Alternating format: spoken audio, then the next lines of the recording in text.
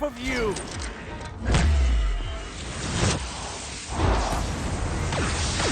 Head down, boss! Boss, to the left!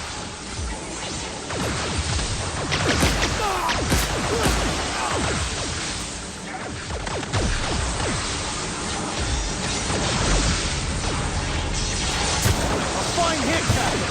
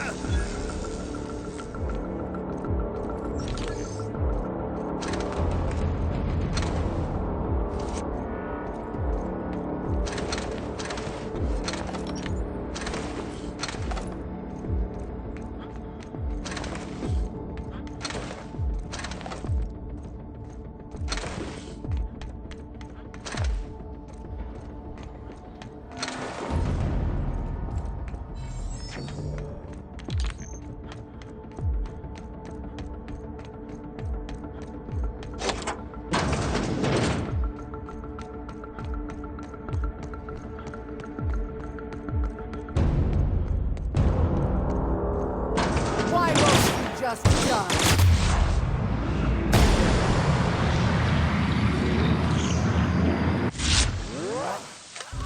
That's the last of him! Get me out of here!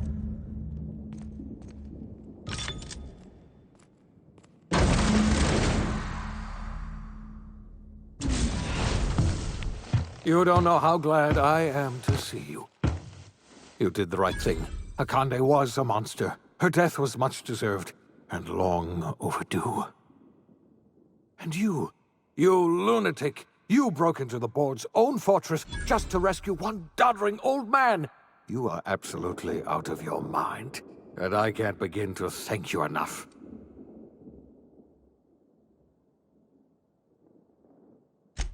I know, my friend, I know. And now it's finally over. The board's finished. It's only a matter of time before the entire system slips from their grasp.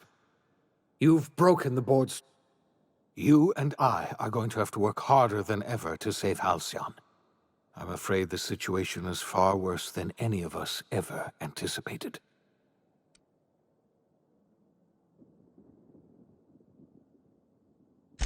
I would like nothing more than to celebrate this victory, but we have a serious...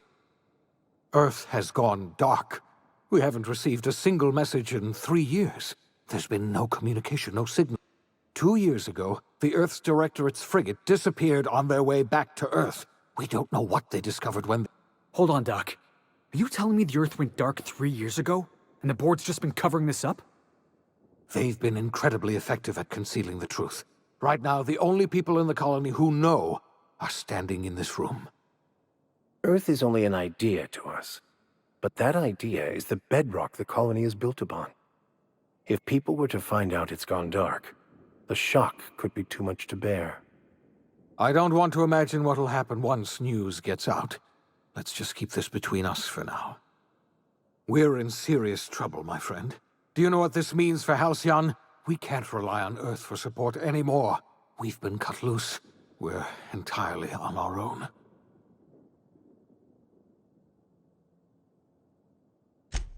Yes, we do. You've done a marvelous thing. You've succeeded where anyone else would have failed. We must begin the revival process immediately, starting with the Hope's brightest minds. And then we're going to need a leader. And I can't imagine a better person for the job than you. What do you say, old friend? Will you help us?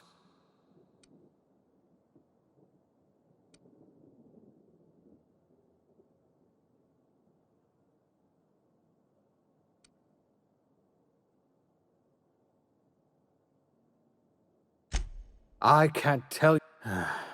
When I revived you, I thought we were going to save this colony all by ourselves. But I was wrong. We can't save Halcyon on our own. We're all going to have to pull. We are not a colony anymore. Our last connection to Earth has been severed. I don't know if we'll survive.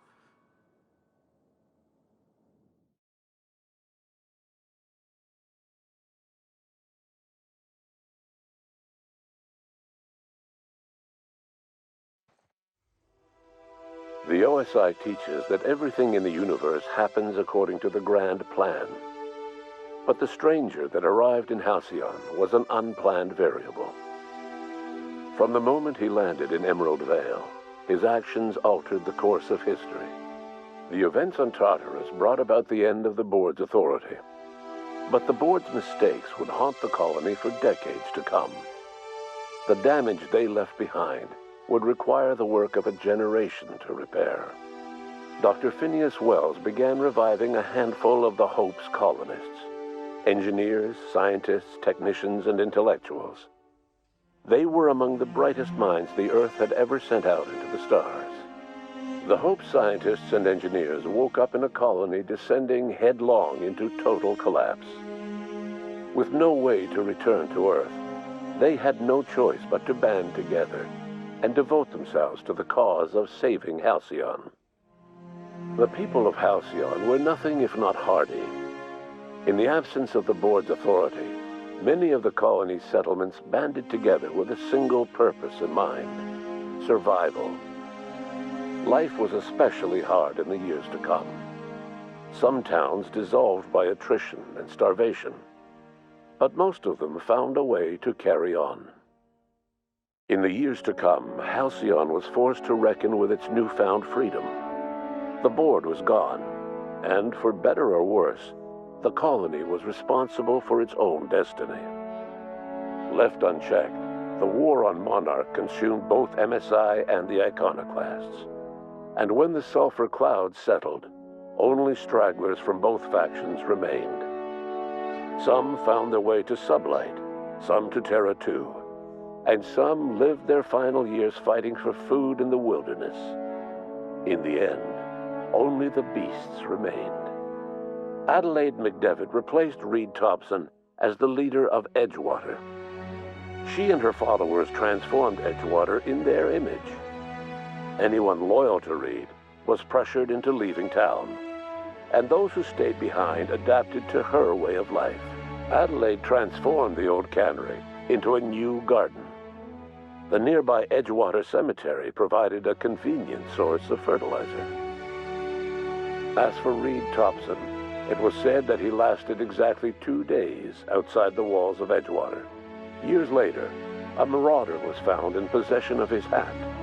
Under the leadership of Junlei Tennyson, the Groundbreaker held firm against corporate influence. The ship's mechanical stability gave Junlei the time to educate a promising generation of engineers, schooled in her family's traditions. The future of the Groundbreaker looks promising.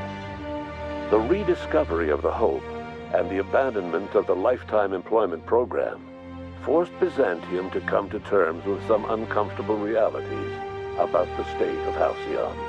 While Byzantines were reluctant to surrender the luxuries they'd grown accustomed to, the board's diminished authority gave them little choice in the matter. Nearly everyone had to learn to make do with less. Some even had to get jobs. It was a dark time indeed. Your influence shifted Ellie's perspective. She finally admitted, albeit grudgingly, that she just might need other people. Sometimes. With a steady income from the life insurance payouts, she was finally able to afford a ship of her own. She hired a small crew and flew supply missions to communities on the fringe. Some of them were even legal. Life in Halcyon was sobering for Felix Millstone. The grand revolution he dreamed of never came. There was no great awakening for the colony, no celebrations in the streets. There was only the hard, desperate work of trying to repair a broken colony. Felix never had a head for numbers, but if there was labor to be done, he was there to help. Eventually, Felix realized that the work of a revolution was done with 2 hands. As much as he enjoyed his adventures aboard the Unreliable, the vicar, known as Max, eventually decided that it was time to move on, to live out the life he had sought so long to create. He knew there were many in the colony who carried burdens much worse than the ones he had struggled with, and he devoted himself to easing their suffering wherever he could. He only ever took up arms again to defend the defenseless, unshackled from a lifetime of striving and fighting the universe and himself. Vicar Maximilian de Soto was finally at peace. Once the matter with the Hope colonists was resolved, Junlei bashfully asked Parvati if she'd like to join her permanently on the Groundbreaker, and Parvati enthusiastically, if somewhat awkwardly, agreed. The stories of her adventures spread across the colony, and Parvati soon found herself the center of attention. Having served as the engineer of a renowned spacecraft, tramp freighters and wildcat miners sought her out by name, and in no time, she was a fixture in the Groundbreaker's mechanical ecosystem. She and Junlei were never far apart. Nyoka returned to Monarch to take another crack at making a permanent life for herself. She formed the Charon Group, a mercenary outfit of ragtag survivalists and wilderness experts.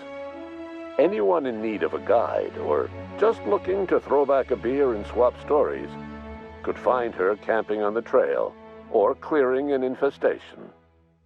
The SAM unit that accompanied you spread awareness of the product line's superior sanitation and maintenance capabilities across what was left of the colony. This led to a boost in SAM unit sales. Did you know that SAM units are the longest-lasting, toughest-acting cleaning solution in Halcyon? Though Minister Clark was eventually released from house arrest, long years of isolation left him a changed man, little suited for bureaucratic work or for the colony that was changing around him. He remained in his estate largely by choice, fading from public view. As for Dr. Phineas Wells, he spent his remaining years in his orbital lab. Though he was always haunted by the failures of his past, he was determined to make things right by building toward the future.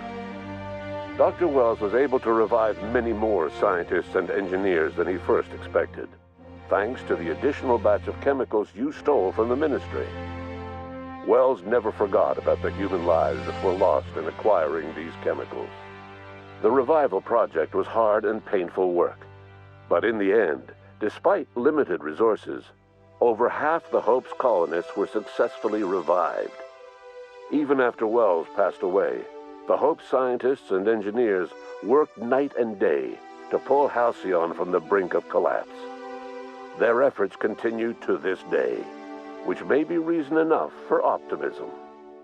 Dr. Wells laid the groundwork for the project to save the colony, but he would never live to see the fruits of his labor. He passed away a few years later. His work was carried on by the scientists and engineers he revived. Life will never be the same in Halcyon. It is widely agreed that the colony has a chance of stabilizing within a generation, owing to the hard work and determination of the surviving colonists. Recovery is a distant goal, and the path is long and uncertain. But the people of Halcyon carry on, determined as ever. And what about you, the unplanned variable in the history of Halcyon? Long after Wells passed away, you carried on his work with more energy, determination, and brilliance than he could ever muster. The years that followed were hard, but Halcyon survived by the efforts of the Hope's most promising colonists, the greatest of which was you.